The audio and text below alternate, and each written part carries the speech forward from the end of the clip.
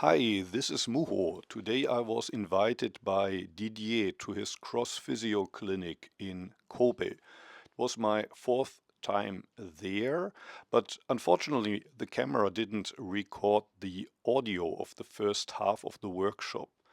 But what I'm explaining here is basically the ABC of sitting for beginners. And I explained that a number of times in the past. You will find links to the older explanations in the video description. Basically, what I'm saying is that many people have the idea that Zazen allows you to calm your mind. But then when you actually sit, you will be surprised. It feels like all of the Google alerts on your calendar go off simultaneously. You remember things that happened yesterday or day before, and you think about all the stuff that you need to do next week. And allow all of the stuff to go off, but return to the present moment. That means we return to the physical posture, to the breath. Fold your legs and arms, allow your spine to stretch itself, allow the neck to stretch itself. The eyes are half open. Sometimes it helps to focus on one point, but you can also observe the whole panorama that stretches out before you. There was one interesting question at the end of the explanation. Somebody asked what you can do when you feel sleepy during Zazen. And I said that one method is that you can put a small object on the top of your head that will, for one, help you to move your attention upwards, while usually I, in my case, try to move my attention downwards, which helps you to relax. If the attention is pointed upwards, it's easier to stay awake, and also whenever you tend to fall asleep, that object will fall from your head and thus wake you up. Actually, Keizan, one of the founders of Soto in Japan, said that whenever you feel drowsy, sleepy, concentrate on the top of the skull or on the tip of the nose. But now to the Q&A session that we did after the first sitting. So that were 50 minutes. For those of you who sat for the first time, long 15 minutes, short 15 minutes. How did it go with the Google alert? It was okay. It was okay? First time for me, yes, but I'm really struggling with, my thoughts. And yeah, so I trained and Yeah. was helping me. Yeah. The train is actually great. Whenever you hear the train and you ask yourself, where was my mind just a second ago? Usually it was off. Usually it's off. But the train reminds you of that and brings you back. And even if it's only 30 seconds or so and your mind goes off again, I mean, that's what Zazen teaches us. First thing, it teaches us how absent-minded we are most of the times, how not in the moment we are most of the times. Like I used lots of metaphors in my explanation, and another metaphor would be kind of the map and the landscape. We're always on the map. Our mind is always on the map, but we don't see the landscape in which we are, the landscape of being here.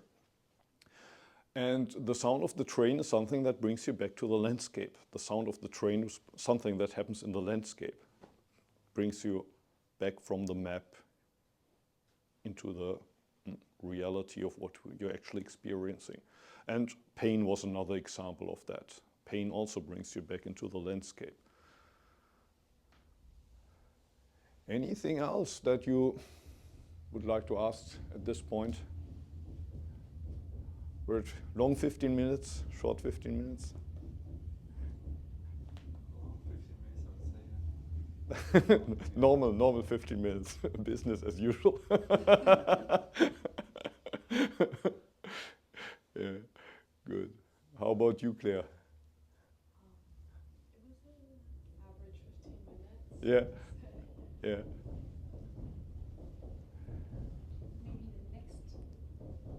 the next time we're gonna do it, they will feel longer. I don't know. It depends. Sometimes it feels much shorter the second time. Okay. Um, We will I see. think it's also kind of, I often ask people, how was it, long or short? And I've been sometimes asked it. And I think the answer also depends on when it's over, it often feels very short. Wow, that should be 15 minutes. But kind of the passing of time when you're actually sitting, it's not especially fast. It's not that when you sit there, oh, time is really running fast, and then when it's over, oh, already 15 minutes. So at least in my case, often when it's over, it feels fast, but the passing of time when I'm actually sitting, it's not that it's faster than usual, rather it's hard to tell, but it feels more intense during the actual sitting. So if somebody would ask me, does time pass fast or slow during Zazen? Well, you could say either. When it's over, it feels very fast, but during the actual sitting, it's rather very slow and intense. But it also depends on the person. Usually when you're in strong pain, it can feel very, very long.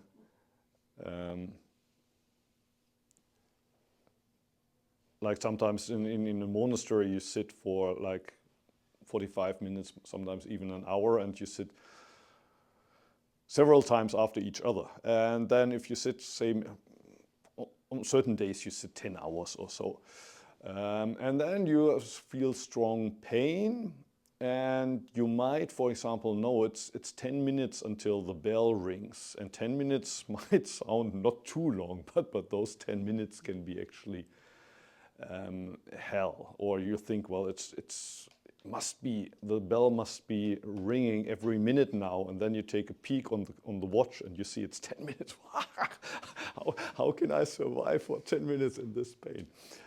So I mean that's happening all the time, this kind of psychological play with time.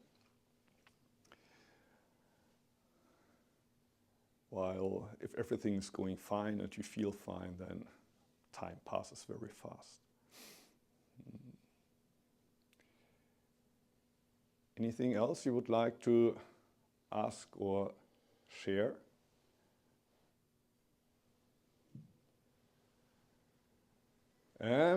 Didier suggested that we could use the other room for Kinhin as well. So let's try that. Before we sit for the next time, let's walk a little bit.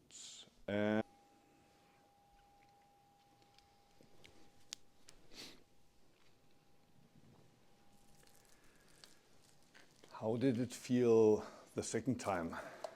Longer or shorter? Shorter? But every time my leg falls asleep. Pardon? Every time my leg falls asleep, it causes a lot of mind stress, I guess. Is that like just comes with practice and it'll go away, or is it you need to find a different position, or is it just something you kind of deal with? That your legs fall asleep, I think it's quite natural. Of course, it also has a little bit to do with the position. For example, often it's more, how do you say? It's harder on the leg that goes on top, but the one that's at the bottom gets all the pressure. So if there's too much pressure, so for example, in my case, if I would be sitting, how do you say, lower, then this one would get all the pressure and fall asleep more easy. So in that case, sitting a little bit higher makes it easier. But probably all of us who have been sitting for a while, we have experience with the legs falling asleep. And sometimes before you do Kinhin, you need an extra minute or so to get the blood circulating, so you gain the how do you say, feet become conscious again. You can stand up safely. But I wouldn't worry about it too much. It's quite natural that they fall asleep.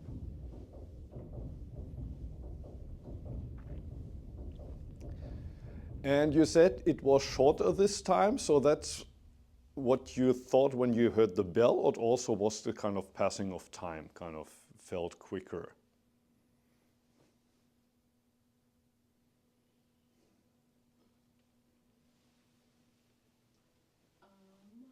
Hard to say. Maybe, yeah, maybe at the end it's like, oh, quicker. Ah, okay. And the other time was like, Mm. but during, it's Mm. like you say, you know, like as Mm. you're doing it, it's kind of slow. Mm. And then once you get to the end, you're like, Mm. oh, Mm. maybe that was fast. First time it felt like normal 15 minutes, and this time it was faster. Yeah, felt like a, Mm. yeah, Mm. yeah. Because I usually Oh. meditate about that much. I see, I see. 15, 20. So Okay. it feels like I know it in my brain, like Okay. how long it is. Interesting. So the second time felt less than what you usually do. Well, yeah, quicker. I see, I see. Maybe because I was thinking about my leg more Oh. this time. How about the rest of you? Second time, quicker? Same. About the same. Yeah, about the same. Mhm. Yeah, actually, the second time we said 20 minutes, so it was 5 minutes longer.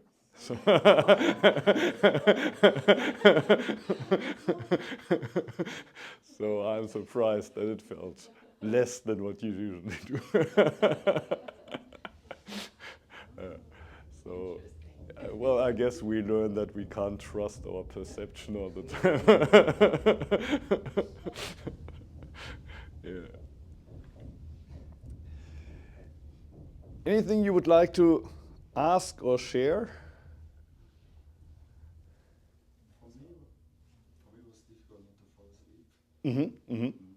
The second time was Yeah, more difficult than the first time. I see, I I see. think the third time I'm gonna fall asleep. Oh. But yeah, well, if you're afraid of falling asleep, on the positive side, it means that you're pretty relaxed, you're settled. Like if we're in distress, then usually we don't fall asleep. But yeah, again, I mean, it's not about sleeping. So when you fall asleep, sometimes moving your awareness higher up, or even putting something, an object like this on your head, can help you stay awake. Or working like with the eyes, keeping them even wider open, or making sure that your thumbs are touching your belly. Sometimes things like that can also help staying awake. But falling asleep would be a bad thing? I mean, when I'm on my own and What do you mean a bad thing? I mean, it's natural, but if you had a good amount of sleep during the night, then of course you want to stay awake. You want to be aware. But if you didn't sleep enough at night, you had a hard day as work, then of course it can also be natural that you fall asleep. So I mean, it's not a bad thing if it's natural. If it's natural, but sometimes people, they're completely awake when, for example, they play a game, but then you let them sit for half an hour and they deep asleep. And in that case, it's a little bit strange that people are so focused when they play a game, but the moment there's no entertainment, no outside stimulus, there's nothing that keeps them awake. So I wouldn't say it's a bad thing. Then I would ask myself, how come that I can't sit for 30 minutes without outside stimulus? But if the reason is just that you didn't have enough sleep the last night, then, well, it's not a bad thing. It's the natural thing to happen. And as I said, on the positive side, it means that you're really relaxed enough in this posture that you can even think of sleeping, or that your body can actually sleep. But, well, the normal thing in Zazen would be that you try to stay awake alert, even though there's no outside stimulus. And breathing is always through your nose. Breathing, like Yes, inspiration, expiration, breathing in and breathing out through your yes, nose. yes, Okay. yeah. Mouth closed. Yes. Yes. Do you ever sit on an idea or thought in Zazen? Not really. Not really. I mean, there's two schools here in Japan, Soto, Rinzai. I'm from the Soto school. And usually we say in Japanese, it's shikantasa, just sitting. It's just sitting. There's no object of meditation. While in Rinzai, usually your teacher gives you a koan, which is a question like, two hands, when they clap, make a sound. What's the sound of one hand? And so during Zazen, you're not supposed to think about the koan, but you're concentrating on the koan. And you know that in a couple of hours you will have a meeting with the teacher. How am I supposed to answer to that question? So in that case, you would have an object or kind of a task, something you're confronted with. While in Soto, it's just, well, as I said in the beginning, you adjust the posture, you follow the breath, and actually everything is done. There's no extra thing. There's no thought that you're supposed to follow. And usually, no. In my case, no. I don't work with some object that I think about or that I concentrate on.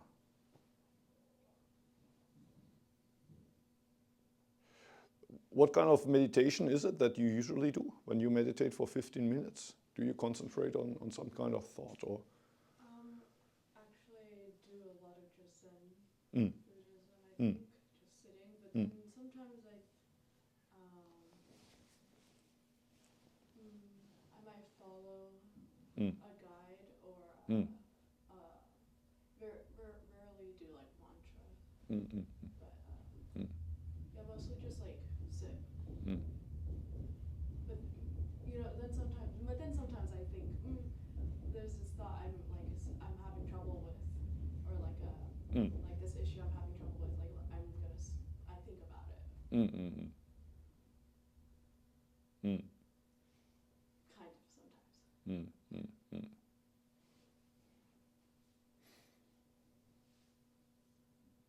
Yeah, I mean, that's probably the natural thing that happens. There's some issue and you start to think about it.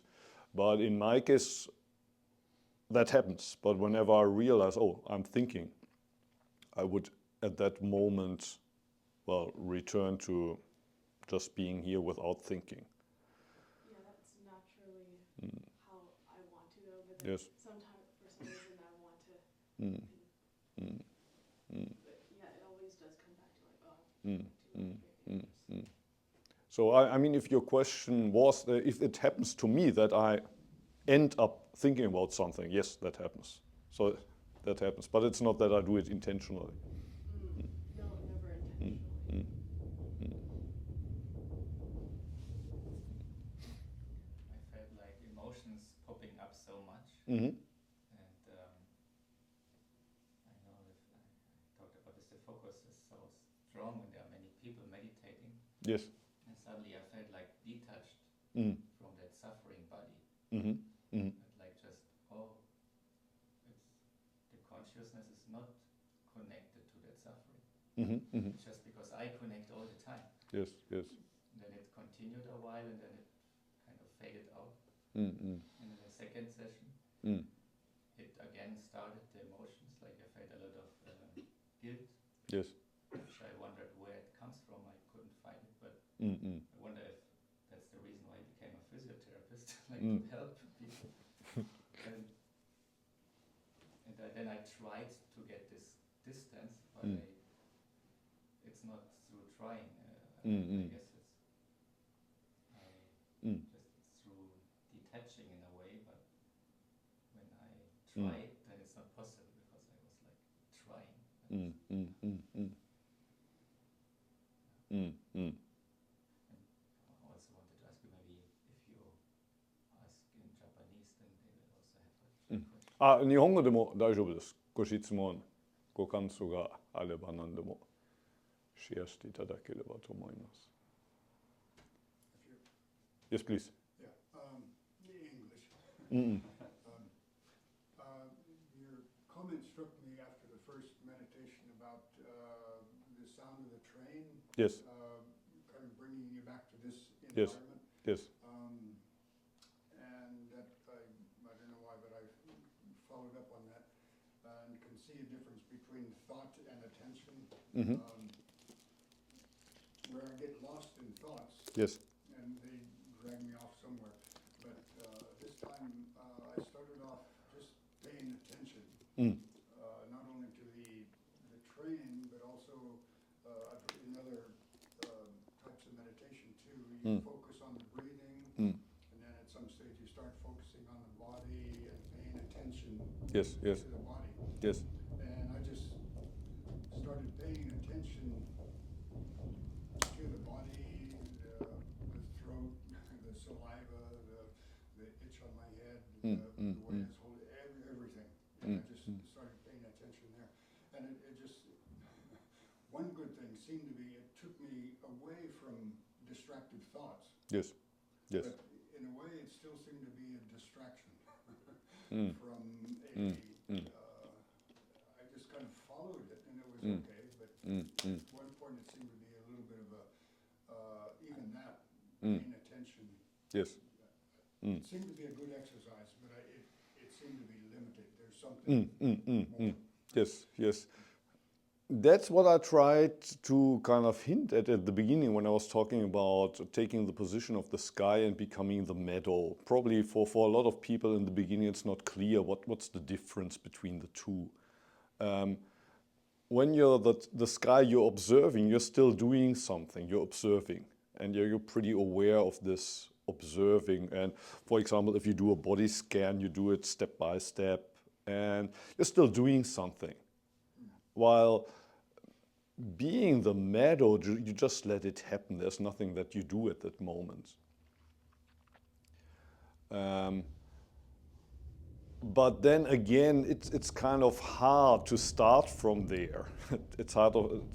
It's almost impossible to start. Okay, I'm going to be the meadow. I'm going to be the sky. I'll allow things to happen, because as we all experience, what usually happens is that you drift away with the clouds. So doing some, for example, observation is usually not a bad idea, being consciousless in the here and now. But as you said, there's still this limit of I'm being here consciously. There's still this conscious thing. And that kind of brings me back to what Didier said. He's talked about detachment. But when you try to detach from something, from an emotion, or also the same thing you can experience with pain. You feel pain, and usually there's this idea, I am in pain now, but I don't want to be in pain. So either you fight from the pain, or you try to avoid the pain. And usually in both cases you suffer. You grind your teeth. Is it another minute, another minute, another minute? Or you move a little bit, maybe you feel better for a while, but the pain is going to come back and you feel bad for having moved. So you're kind of in double suffering. You blame yourself for moving and you're going to be in pain. So how is it possible to detach from the pain or from an emotion? I think it's more or less the same. Basically, the answer is simple. You just let it be. You just let the pain be there without separating you from the pain, but allowing the pain to be there, or allowing this emotion, for example, anxiety. Rather than say, I don't want to be anxious now. I don't want to be anxious, or I don't want to be nervous, and you become even more nervous.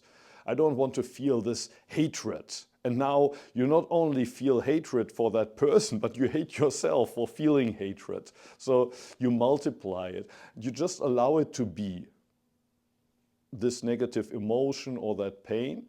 And my experience is that usually then it's still there. It's still there, but it doesn't hurt anymore. You just allow the pain to be there. And I could imagine that when Didier talked about detachment, it felt like that. It's still there, but it's not my pain anymore. It doesn't hurt me anymore. But then, at least it sounded when Didier talked about it, now you feel, oh, this is great, or it's a big relief. Now I detach. So the next time you want to do it again. So, but what you actually do is you attach by this idea. I need to get detached from it. I need to detach. Actually, when it worked, you did the opposite. You didn't fight against the pain anymore. You didn't fight against anxiety or the feeling of guilt. Rather than telling yourself, I don't want to feel guilty anymore. Now you say, I want to detach, and you feel guilty for feeling guilty, for example. And that's how our mind operates most of the time. Like also you started with saying observation. And I want to be, for example, mindfulness and Zen are very close to each other, or maybe in some respects they're the same. But I sometimes am critical of mindfulness because of that exact reason. For example, you want to strike the bell in a very mindful way, or you drink this water and you just don't drink it, but I'm very mindful of it. And you take a walk to the toilet and you're really mindful of every step. You're so mindful that you trap over the step because this extra mindfulness. And for example, you don't see it so much on the street, but if you're in a monastic setting, you see these guys all the time. They're so mindful that they don't aware of their environment anymore. For example, eating at the table in a monastery, you're kind of supposed to more or less eat at the same pace as everybody else. Not exact the same, but you try to kind of eat at the same pace. And sometimes there's a person with closed eyes and they chew and they chew and they chew. And, hey, come on, everybody else is finished. But why do you eat so fast? You should be more mindful. So kind of what you said reminded me of this person that are kind of so observing that they make it into a task, and it makes everything even more complicated. But then again, of course, there's nothing wrong with being in the moment, being mindful, but it shouldn't be this artificial mindfulness, this artificial observing, artificial trying to be in the moment. Or also detaching, kind of. It's not something that you do, actually can't do it. It happens when you allow it to happen. And allowing it to happen, like I talk a lot about letting go. And I also talk a lot about, how do you say? Accepting and letting go are two expressions that I use a lot. And sometimes I get the feedback, but these two are opposites, aren't they? Accepting means to, how do you say? Well, take it. And letting go means to, well, let it go. But actually, well, the point is, these are exactly the same. The moment you accept it, you're letting it go. You don't grasp it, but you let it be. And that's what we mean when we talk about letting it go. That doesn't mean that I want to detach from this. That moment, you're actually grasping it. But when you allow it to be here, there's this pain in my knee. I allow it to be there, here. And I don't touch it anymore. And that's the moment you accept it, but that's also letting go. And most of the time, that's kind of, how can I let this go? Or how can I observe this closer? How can I be more mindful of this water? And you turn it, today I didn't talk about this game, but playing games is a metaphor I use a lot, and we even make a game out of Zen practice and observing and being more mindful and whatever. And for me, the point of Zen is to take a break from this game, stop playing a game.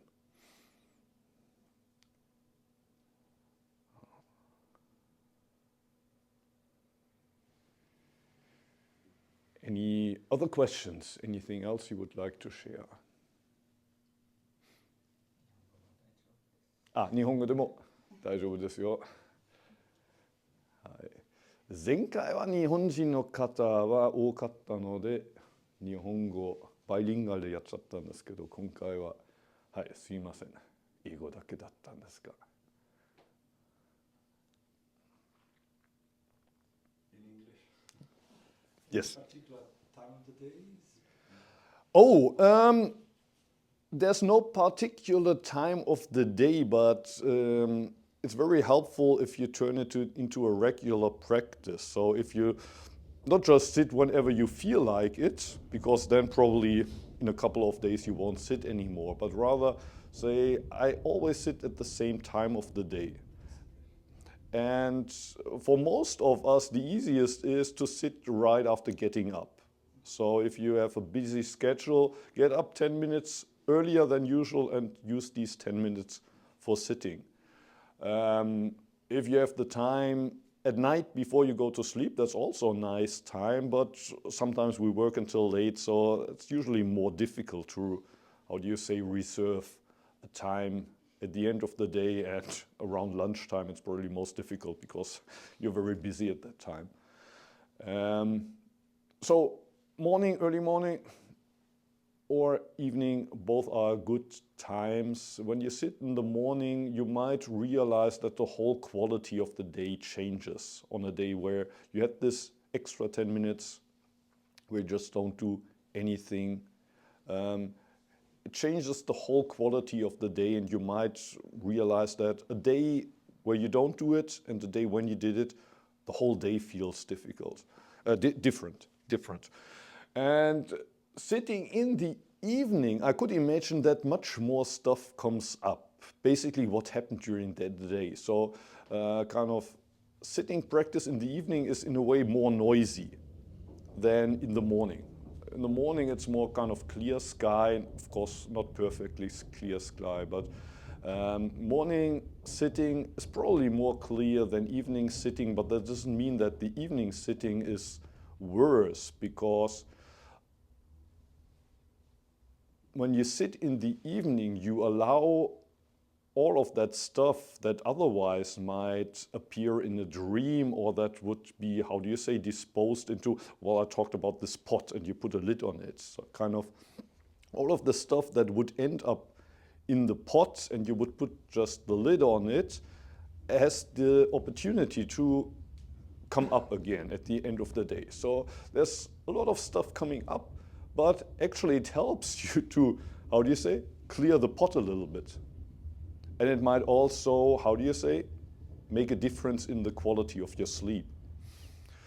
So both is nice, and actually in a monastery usually you have time in the morning to sit and in the evening again.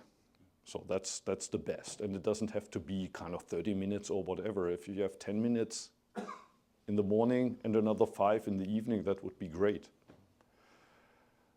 And if you feel it's not enough anymore, you can also extend it a little bit, sit longer if you want.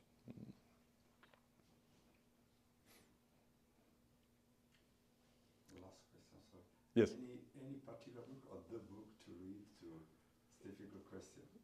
A book. For an absolute beginner. One famous book on Zen is Zen Mind, Beginner's Mind. The author is Shunryu Suzuki. I will send it to you later. Okay, thank you. Do you have any recommendations? What to read? That was the first one that came to Yeah, mind. that's usually the first one. Yeah, there are plenty, but Mm. maybe when you read one, then it leads you to another. Yes. Yeah. Yeah. Yeah, start with Zen Mind, Beginner's Mind. Yeah. It's also maybe sometimes nice to listen to the talks. Yeah. If you find someone that Yeah. you know, Mm. uh, that you really feel connected, Yeah. a master, then it's good to. Mm. Sometimes when I cook or Yeah. cook things, when Yeah. I'm alone, Yeah. I will do that for a while. And Yes. then, but now mostly I don't Yeah. read. Another one is Opening the Hand of Thought by Uchiyama. And there's a student of Uchiyama, his name is Okumura, who lives in America. He has also a couple of books, which are all very good. And as he's been living for decades in America, he has a kind of style that's very well accessible for Westerners. So Shohaku Komura is the one that, Yes. that I sometimes listen to. Yes, yeah. Yeah, there's also some stuff on YouTube by Shohaku Okumura. Yeah, that would be another recommendation. Do you discount Alan Watts' videos and things like that? That's sort of popular right now? I read some books by Alan Watts when I was young. Probably depends on the generation or on the type of person. For me, it's kind of what I would call hippie Zen, which isn't a bad thing, but kind of, the 1950s, 90s, 60s, that's the time when Zen was introduced to the West, America, Europe, and without that, beat Zen, hippie Zen, we wouldn't have 2 days Zen. But from my perspective, 2 day, it's a little bit kind of dreamy concepts. And of course, Alan Watts also talks about letting go of those concepts. But even this can turn into a concept. So from my perspective, the Zen of Alan Watts is not really kind of, rooted or earthed so much. But there's nothing wrong. I mean, checking out those videos by Alan Watts is also an idea. Yeah.